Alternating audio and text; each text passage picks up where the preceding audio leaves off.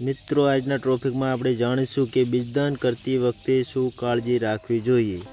પહેલું તો ભેંસને સારી રીતે બંધાવી દેશું, મોરડી નાખી દેશું અને સારી રીતે પગ બાંધી દેશું। ભાગ સારી રીતે સાફ કરી દેશું જેથી બાલ્યા બેક્ટેરિયા અંદર દાખલ ના થાય। ત્યાર પછી આપણે 37 સેલ્સિયસ પાણીમાં ડોઝને થોઈંગ કરવા માટે તૈયાર કરી નાખશું।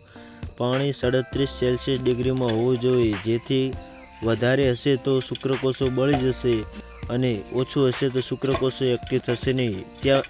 તે માટે આપણે પાણીને 37 સેલ્સિયસ ડિગ્રીમાં રાખવું જોઈએ, જેથી આપણે અંદરના શુક્રકોષો સારી રીતે એક્ટિવ થાય।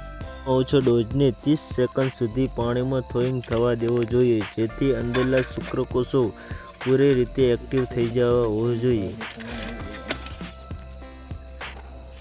ત્યાર પછી આપણે એઆઈ ગન તૈયાર કરીશું। એઆઈ ગનમાં સારી રીતે ડોઝને ચડાવી દઈશું।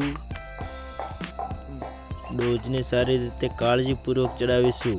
ત્યાર પછી આપણે ડોઝને કાપીશું, પછી શીથ ચડાવી દઈશું।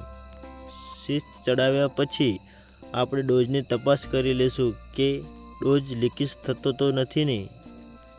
તો મિત્રો, આપણે ડોઝને સારી રીતે તૈયાર કરી નાખ્યો છે। હવે આપણે બીજદાન કરવા માટે તૈયાર થઈ ગયા છીએ અને બીજદાન કરતી વખતે ધ્યાન રાખીશું કે સર્વિસના મધ્યમ ભાગમાં બીજદાન થાય, જેથી પશુ 100% ગાભણ થવાના ચાન્સ વધી જશે। તો મિત્રો, આવી જ રીતે પશુપાલનના વિડીયો જોવા માટે અને નાના મોટી માહિતી મેળવવા માટે અમારી ચેનલને સબસ્ક્રાઇબ કરો અને જો વિડીયો પસંદ આવ્યો તો લાઇક કરવાનું ભૂલશો નહીં।